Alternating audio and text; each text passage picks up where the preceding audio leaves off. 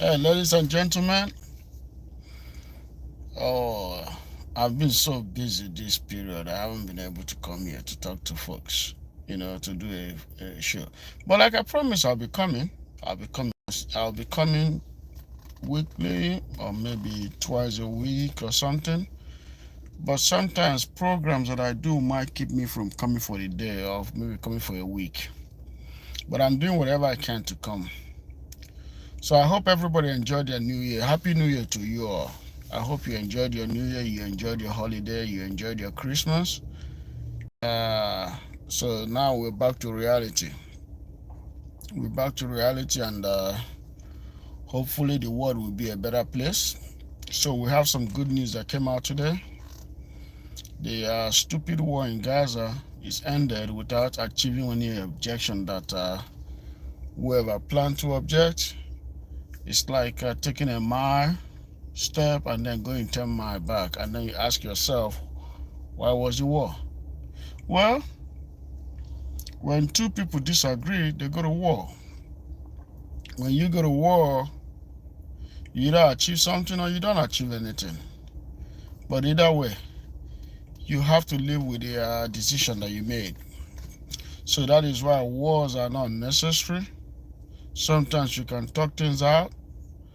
You give people what they you talk, and then you be in a logic, and you become logic on what you want.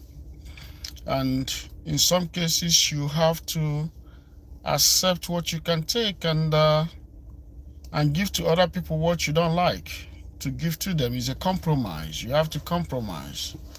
This is how to have to avoid war. You avoid war by becoming diplomatic, by knowing that sometimes in life you don't get to achieve what you want. You have to give things up. But when you insist that what you want is all you're gonna get, that if you can't get what you want, you gotta go to war. You're no longer a human being, you're no longer a man. You're a fool and an idiot. But if you understand that the world is not like that, that human beings don't operate in that level whereby things are only going to be done the way you like it, you're not ready for the world that we live in. The world that we live in is where you take and you lose, which means if you get into a disagreement with somebody, you can't be rigid. You have to accept certain things and give up certain things, which means you have to accept the things that you think that can be favorable to you, but not to the level that you want. But also understand fully well in yourself that you got to make some compromise. That's how wars are avoided. But in a situation whereby you said, no, everything has to be my way, it got to be the way I want it. If it's not the way I want it, forget about it. And then you go into a 15, 16 months bombing campaign. And at the end of the day, you don't even get nothing. You end up not getting anything. So the war started at point A, but ended at point A. It didn't even go to point B, point C. Man, sometimes I say to myself that it seems like the way we human beings think in life, we're just delusional. Delusional to a certain extent that we don't know how the world works. I just hope and see that the next 4 years is going to be better than the last 4 years that I voted for. I voted for this last 4 years that is going to end on the 20th. And it disappointed me so much. But I hope that the next 4 years will be better. Because one thing that the West has to understand is this. The world has become a multipolar, not a unipolar anymore. The world is never going to be a unipolar. In the next 100 to 200 years, there gotta be more. There will be more stronger nations.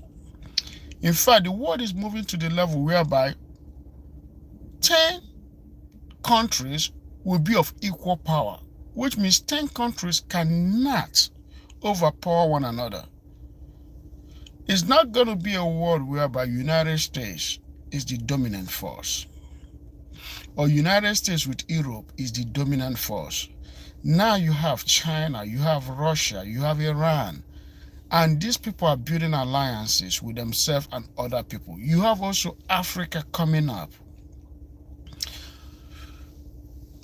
to also be another superpower in itself in the next 10, 15, 20 years. Maybe in 30 years, it will be another rivalry superpower that the world is going to see, that the world is going to reckon with. So, like I'm trying to say, the world is never going to be a unipolar anymore that the United States enjoyed. It's going to be a multipolar world. So what I'm trying to say in essence is this: how you doing? Hey, take it, how you doing? It's been a while. So what I'm trying to say is this: we have to come to the realization that, or United States has to come to the realization that you cannot outrightly support a singular country to do your bidding and then think that that singular country will overpower the rest of the countries around it. It's not gonna happen like that. It's not gonna happen. Those days are gone. Oh, United States has to start thinking that we have to do business with the rest of the world. How can we do business with the rest of the world? How can we do something that is different? How can we involve the rest of the world into our program? How can we make this world whereby businesses can thrive? I think that's what Donald Trump has been saying. I never really liked him, but his second term is making sense. There are things that man has said that really pissed me off. Sometimes I look at some people, like I have some friends that will come and tell me that, hey, that they were not happy the way Donald Trump won the election, that they wanted Kamala Harris to win the election. And I said to folks, as much as I think she's qualified to be president, I don't think this is her moment. This is not her moment to be president, because the world is too dangerous for her to be president. There is a lot going on. There is a lot of things happening. There is a lot of bad things that are about to happen if she's there. Because number one, she cannot be able to control these warring men. These men that want to fight wars, that are not interested in anything but to fight wars, and they don't care. She can't control them because she doesn't have the experience. And I've looked at it. Look at China. Look at Russia. She can't even withstand when those men come to her face. She cannot stand them. The president of Russia, the president of China, she's nothing to them. So I spoke to some of my friends that were so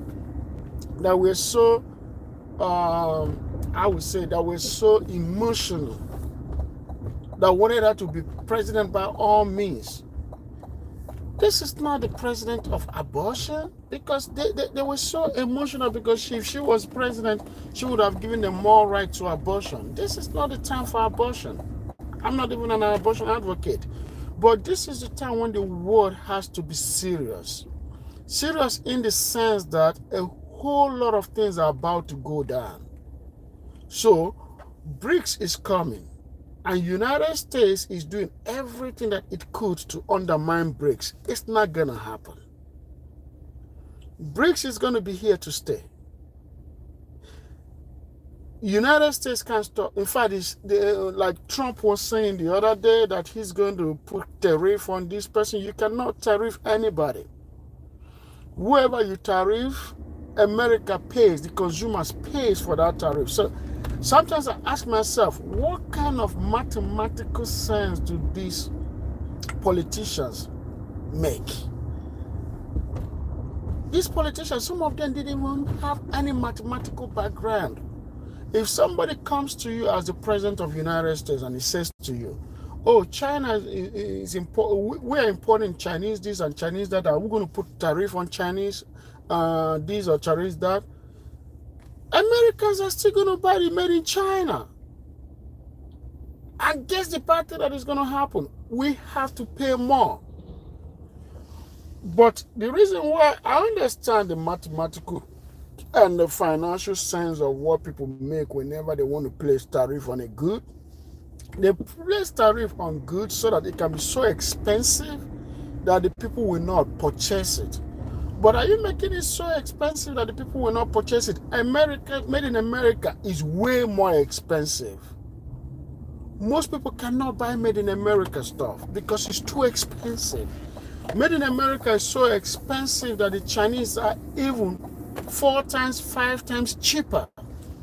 By the time you put 100% tariff on China goods, now America is 4 to 3 times more expensive.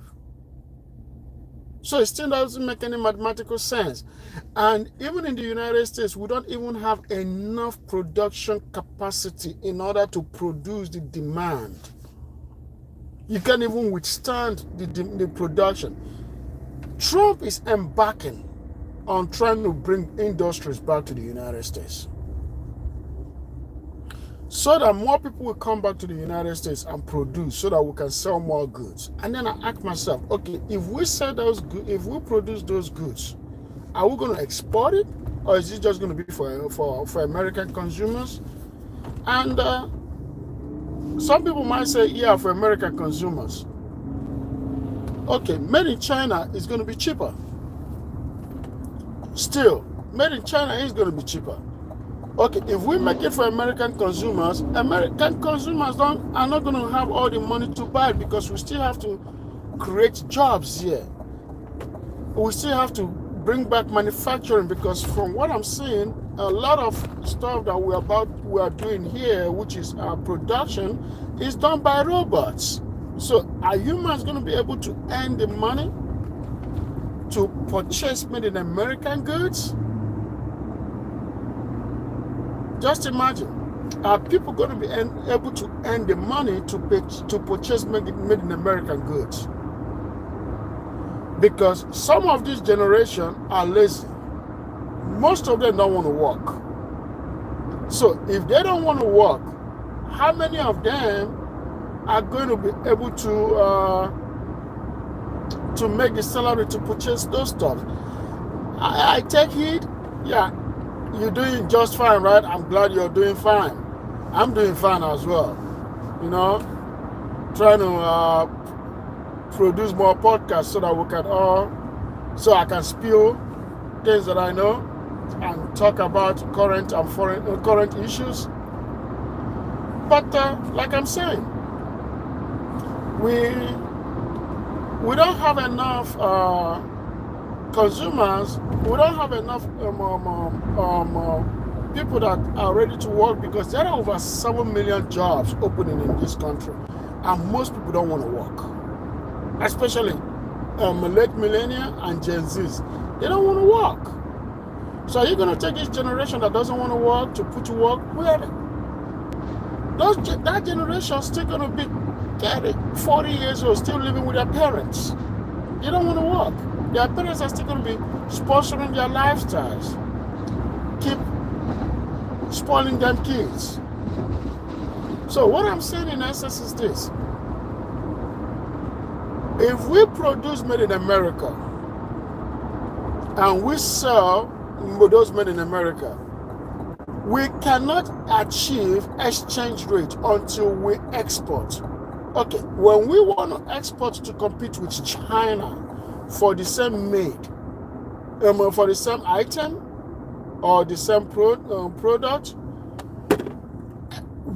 made in America is going to be very expensive to compete with China globally. It will be very expensive to compete with China globally. So at the end of the day, you got to still see that United States has to work with the rest of the world, especially with the big powers. Because those big powers are now forcing a multipolar world, not a unipolar world anymore. In every sphere, both aerospace, defense, every manufacturing, every types of manufacturing, they are now competing, ready to compete with the United States and form alliance as they go. So yes, that's what I'm trying to talk about today. Because in 5 days, we are going to have a new president. In 4 days or in 4 or 5 days, we are going to have a new president. And when we have that new president, Trump is going to walk into a world that is no longer the world he left 4 years ago. Because he's going to be back. But in 5 days, Trump is going to get a rude awakening. And that rude awakening that he's going to get is that the world has moved on from what he saw 4 years ago.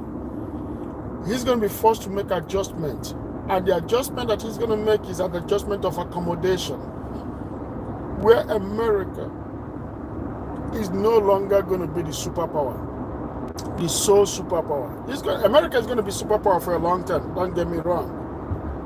America is going to be a superpower for a long time, but it's not going to be the sole superpower anymore.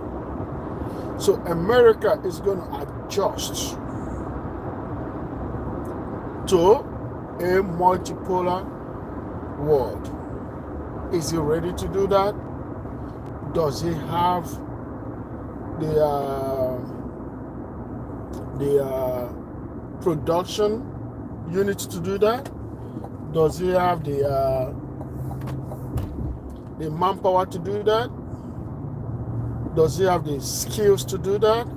Because one thing that is going for America, three things that are going for America are the size of the country, the population, which in turn is what a country needs to be a superpower, population. And then skill level. America does have skill level.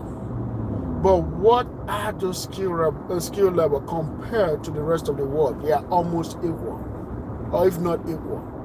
China is the hub of global production today. America cannot compete with that. So when politicians come to you and tell you that America is the superpower, is the most greatest country in the world, no. I'm not here to talk on or maybe operate on emotions. I'm here to be logical. Logical in the sense that as a human being that is not running for election, I will tell you the truth. Politicians run for election, they will lie to you. They pay to do that. They coach to do that. So we have a very, very stringent world ahead of us, which means, are we ready? Is the United States ready for the world ahead? Trump will come and tell you everything that he has to tell you. But if you listen to what Trump is saying and listen to what he's going to do, he also has to adjust America's capability to compete with the rest of the world, not dominate. The domination is gone. America can never dominate the world anymore. Though that boat has sailed completely. The boat has sailed from the port. The boat has left the dock. It's not gonna happen. It's not gonna happen. So America has to compete with the rest of the world. And another thing is, United States is trying to be more of a nationalism country than a global power or a global country, because some people want you to come back and focus home, while the neocon wants you to project power around the world. The neocons have lost. In the next 10 years, neocons will be gone. Somebody's going to come up one day and just destroy the whole neocons. It's going to happen. Nationalism? I won't say that America should become a nationalistic country, because the thing is, America doesn't have the minerals or materials to become a self-sufficient country. It still has to seek for materials around the world. America doesn't have everything that a country needs to be self-sufficient. China, to a certain extent, they have a lot of minerals. America doesn't, because of its geolocation. Then number two is, can America still stay, still maintain its global superpower and also focus on domestic? I think that's the best thing America should do. Maintain global superpower, but you can't be the sole superpower. It can't be the sole superpower anymore. That is gone. But project force around the world to maintain power, but work with your allies, and allies that you don't like, and the ones that are not your allies, your enemy, depending on how America thinks or assesses, but also be able to master itself, whereby it has to fix the domestic problem that United States has. United States indeed has a lot of domestic problems that it has to fix. It has to fix those problems, because those problems cannot be swept under the rug. They are gigantic. From healthcare to infrastructure to cost of living to housing. There are a lot of problems here in this country. But to me, more importantly, is the cost of living. It's going up every day. The percentage of cost of living in America is so much that if the trend of layoff continues, we are going to be in anarchy. Because when you have a layoff, unemployment dries up for those that are going through layoff for 1 year. After 1 year, the unemployment dries. So what is going to be out there in order for those people to be able to maintain their income? Because if income dries up, that is anarchy. Government's sole responsibility is to enable an employment environment. That's government's sole responsibility. Government is not really there to create jobs, but governments do have jobs that they create. They do sponsor companies. They do even have jobs that they can do partnership government project, whereby employment can continue. If government doesn't provide those jobs and the environment is not there, and work with private companies to provide those jobs, the government has a problem.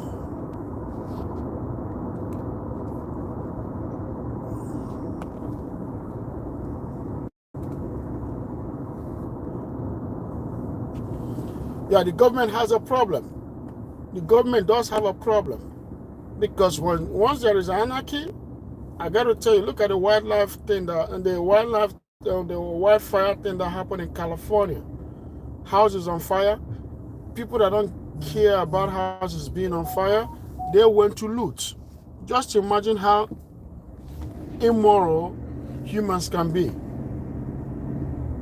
If humans can be that immoral, just tell me how immoral people will be when they don't have a job. That is anarchy. I can stand few days, few weeks without eating. I might even be hungry till I die. Because I might say to myself, I would rather die than to steal somebody else's stuff. Some people will not operate like that. They will steal or kill to survive. Some people see anarchy as an opportunity to loot. So different people, different moral level. You can never preach morality to somebody that immorality is in their DNA, or somebody that grew up in a messed up household. You cannot preach morality to those people. So that's why I'm saying that United States has to find a way to adjust cost of living to this average man's income, because a lot of people cannot afford the cost of living. If you have such a high cost of living, why do you want to do nationalistic approach, whereby America will produce its own thing and put tariff on other stuff that come into the country that the average and poor people can afford? That is anarchy. When those people can afford that, that's going to lead to anarchy, because America is done too expensive. But the problem is the politicians in power, they have either middle class that became millionaires as soon as they become congressmen, or millionaires that become congressmen. So either way, they are making money. They don't feel the pain. The pitch doesn't affect them. They don't feel the pain that you feel. That is sad. That is very, very sad. But I'm going to end this program right here. I'll be back tomorrow. Tomorrow we can talk more, and I'll, discuss more on foreign affairs with you guys. Thank you so much, and have a good day.